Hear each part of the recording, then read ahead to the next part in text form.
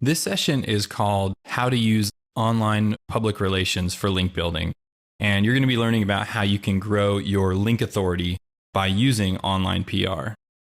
So, public relations is typically used to build or manage a company's reputation by using media coverage. And as you've learned in our other videos, link building is the process of getting links from high authority external sites. Well, many news sources out there have incredibly high authority websites that they post their news stories to. Imagine sites like the New York Times, you've got local news outlets, and then you've got tons and tons of high authority bloggers that are blogging about news. So I'm sure you can start to see why these two things can really go hand in hand and help each other out. So we're going to be looking at how you can use these journalists and bloggers and their great high authority sites to get links back to your site. So we're going to cover the online aspects of PR and how you can leverage it to build your link authority. So the best place to start is by talking a little bit about the relationships here, because just submitting a press release isn't going to be enough to succeed. Publications are always looking for new and especially newsworthy content. That's their job. They're always on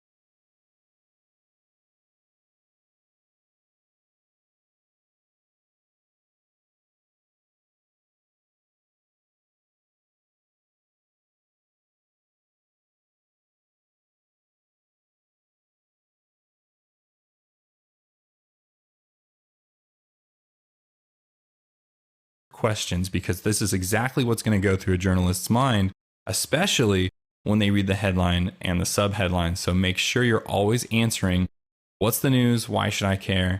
And who should I contact? Other than that, there's only a couple of core areas that you need to worry about. And it's really just a typical article. You've got a headline and a subheadline, both of which need to be very attention grabbing. And we do talk about writing effective headlines in our other videos, and use that advice. That's definitely something you're going to want to do here. Make sure that the headline of this is very, very attention grabbing, because you want other journalists to see it and go, wow, I really need to learn more about this. So you want to grab them straight away with the headline. The second is the body.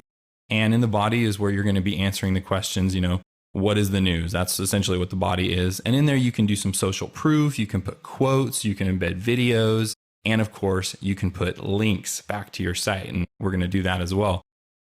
Then you just put about your company and your contact info, because of course, if they like what they see, they're probably going to want to get in touch with you. If it's a physical product, they might want to get in touch with you because they want a sample that they can review, and maybe they'll write a review for you. So always, of course, make sure that you have your contact info. Now, there's a couple other things that I want to talk about specifically when we're talking about writing a press release. First off, the same rules apply for SEO, for any sort of content creation, whether it's blogging or press release writing. You need to have good keywords. You need to work those keywords naturally into the title and into the body, so on and so forth. Quality is absolutely essential. It has to be a very well-written piece. But other things to consider is that it's newsworthy.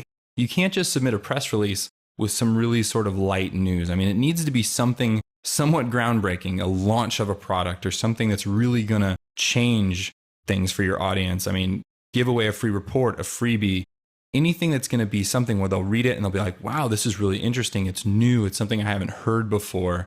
So always think about newsworthiness when you're writing these press releases as well. Okay, so let's move on to submitting. Now we're going to be looking at two services today, PR Web and PR Log.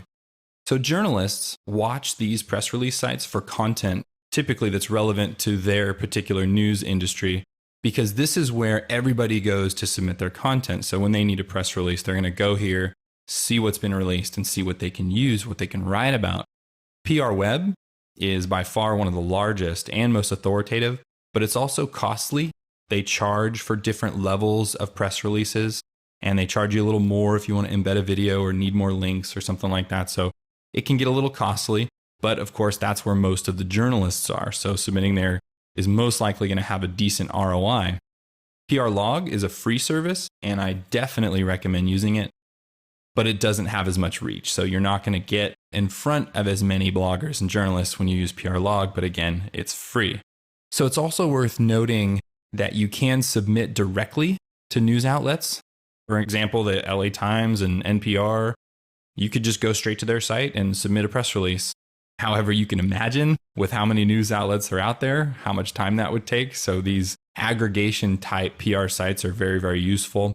Unless you have a particular publication that you're really trying to get into, maybe it's a niche publication, not something like LA Times or New York Times, but something very, very specific to your industry. Of course, then you might want to give it a shot and submit it directly. But for the most part, and for our intents and purposes here, submitting to PR Web and or PR Log is a great thing to do. Okay, so now let's take a look at each of these services real quick in a browser. Okay, so here is PR Web. Now, this is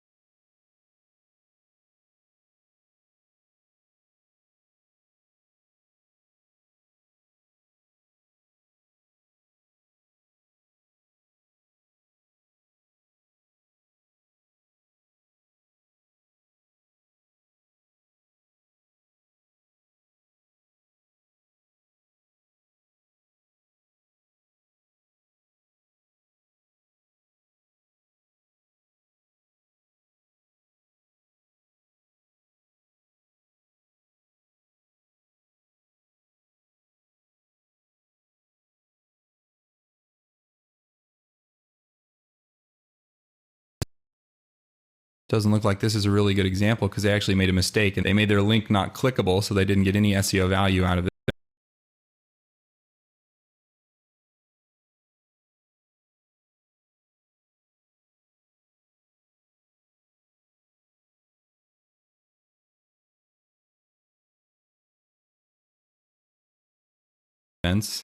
So similar stuff here.